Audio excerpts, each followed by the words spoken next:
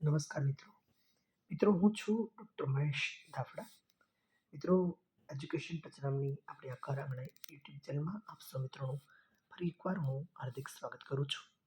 મિત્રો આ ચેનલ પર અંગ્રેજી વ્યાકરણના 1111 જેટલા આટલા બધા વિડીયો અહીંયા આ ચેનલ પર અવેલેબલ છે.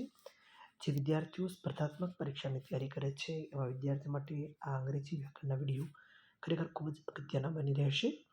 તેમજ દોસ્તો, જે વિદ્યાર્થીઓ ધોરણ 9થી 12માં અભ્યાસ કરે છે, તેના માટે પણ આ ચેનલ પર અંગ્રેજી વ્યાકરણના જે 1111 જેટલા જે વિડીયો અવેલેબલ છે એ ખાસ લોકોને ખૂબ જ ઉપયોગી બનશે. તો મિત્રો આ ચેનલ તેવા વિદ્યાર્થીઓ સુધી પહોંચાડી આપ પણ એક શુભ કાર્યના, એક સારા કાર્યના યશભાગી બનશો તેવી હું આપની પાસે અપેક્ષા રાખું છું. દોસ્તો આ ચેનલ પર એટલે કે એજ્યુકેશન ટચ નામની યુટ્યુબ ચેનલ પર દર શનિવારે મિત્રો આ દેશની આઝાદી માટે અનેક લોકોએ પોતાના જીવની આહુતિ આપી છે, બલિદાન આપ્યું છે. એવા અનેક નરબંકાઓની કથા, એવી અનેક વીરાંગનાઓની કથા દર શનિવારે સ્વાતંત્ર્ય સંગ્રામના શૂરવીરો એ શીર્ષક હેઠળ અહીંયાથી પ્રસ્તુત કરવામાં આવે છે.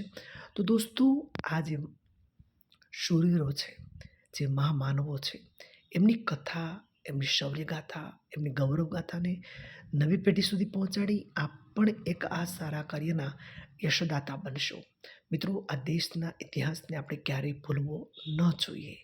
આ દેશની આઝાદી માટે ખૂબ લોકોએ પોતાના જીવની આહુતિ આપી છે ને એવા મહાન પાત્રોને રજૂ કરવાનો એક નાનકડો પ્રયાસ જ્યારે અહીંયાથી કરવામાં આવે છે, તો દોસ્તો આ પ્રયાસને વધુમાં લોકો સુધી પહોંચાડી આપ પણ આ કાર્યના યશભાગી બનશો અને મા ભારતીનું ઋણ અદા કરવાનો એક નાનકડો પ્રયાસ કરશો તેવી હું આપની પાસે અપેક્ષા રાખું છું.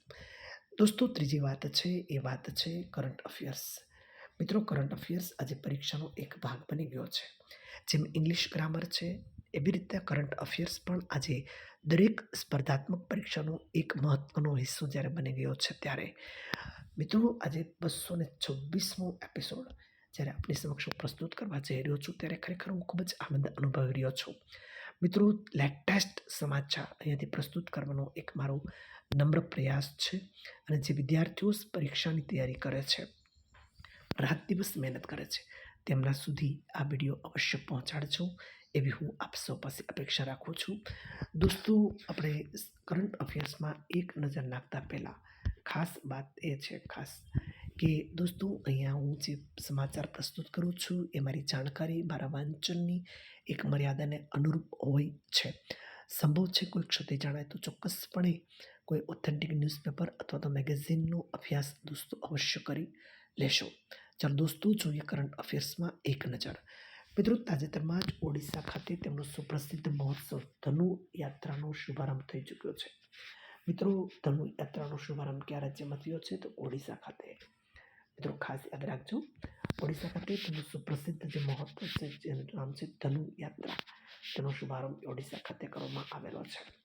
મિત્રો ડિસેમ્બરમાં બીજા કોઈ દિવસ છે 24મી ડિસેમ્બર એટલે કે રાષ્ટ્રીય ઉપભોક્તા દિવસ અને 26મી ડિસેમ્બર એટલે વીર બાળ દિવસ. આ બે દિવસો આપણે ડિસેમ્બરમાં ફરી એકવાર આપણે યાદ રાખશું. 24મી ડિસેમ્બર એટલે રાષ્ટ્રીય ઉપભોક્તા દિવસ અને 26 ડિસેમ્બર એટલે વીર બાળ દિવસ તરીકે ઉજવવામાં આવે છે. મિત્રો 2026માં આયોજિત પ્રથમ ખેલો ઇન્ડિયા ટ્રાઇબલ ગેમ્સ KITG, પ્રથમ ખેલો ઇન્ડિયા ટ્રાઇબલ ગેમ્સ જેનો શુભંકર મોરવીર છે. 2026માં જેનું આયોજન કરવામાં આવ્યું છે પ્રથમ ખેલો ઇન્ડિયા ટ્રાઇબલ ગેમ્સ KITGનો શુભંકર શું છે?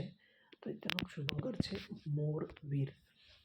મિત્રો તાજેતરમાં જ જયંત વૈષ્ણવ નાર્લિકરને નામ ખાસ યાદ રાખજો, જે ભારતનો એક સર્વોચ્ચ વિજ્ઞાન પુરસ્કાર છે જેનું નામ છે વિજ્ઞાન રત્ન, તેમનાથી તેઓનું સન્માન કરવામાં આવેલ છે. જયંત વૈષ્ણવ નાર્લિકરને ભારતનો સર્વોચ્ચ વિજ્ઞાન પુરસ્કાર વિજ્ઞાન રત્નથી તેમને પુરસ્કૃત કરવામાં આવ્યા છે, તેઓને સન્માનિત કરવામાં આવેલ છે. મિત્રો તાજેતરમાં જ વડાપ્રધાન દ્વારા લખનૌ ખાતે પ્રેરણા સ્થળનું ઉદ્ઘાટન કરવામાં આવ્યું છે. વડાપ્રધાન શ્રી નરેન્દ્ર મોદી દ્વારા લખનૌ ખાતે, મિત્રો સ્થળનું નામ યાદ રાખજો, પ્રેરણા સ્થળનું ઉદ્ઘાટન કરવામાં આવેલું છે. મિત્રો, તાજેતરમાં જ આપણા પૂર્વ વડાપ્રધાન એવા અટલ બિહારી વાજપેયીના જન્મ શતાબ્દી દિવસ નિમિત્તે ઇન્દોર ખાતે 0 સે શતક, આ નામ ખાસ યાદ રાખજો, 0 સે શતક કાર્યક્રમનું આયોજન કરવામાં આવ્યું હતું. 0 સે શતક કાર્યક્રમનું આયોજન આપણા પૂર્વ વડાપ્રધાન એવા અટલ બિહારી વાજપેયીના જન્મ શતાબ્દી દિવસ નિમિત્તે આ કાર્યક્રમનું આયોજન ઇન્દોર ખાતે કરવામાં આવ્યું હતું. આ ખાસ નામ યાદ રાખજો, ઇન્દોર ખાતે કરવામાં આવ્યું હતું. મિત્રો, તાજેતરમાં જ શુભમ અવસ્થીને નામ યાદ રાખજો, પ્રતિષ્ઠિત એવો 40 અંડર 40 લોયર એવોર્ડ 2025થી સન્માનિત કરવામાં આવેલ છે. શુભમ અવસ્થીને પ્રતિષ્ઠિત એવો 40 અંડર 40 લોયર 2025થી સન્માનિત કરવામાં આવેલ છે.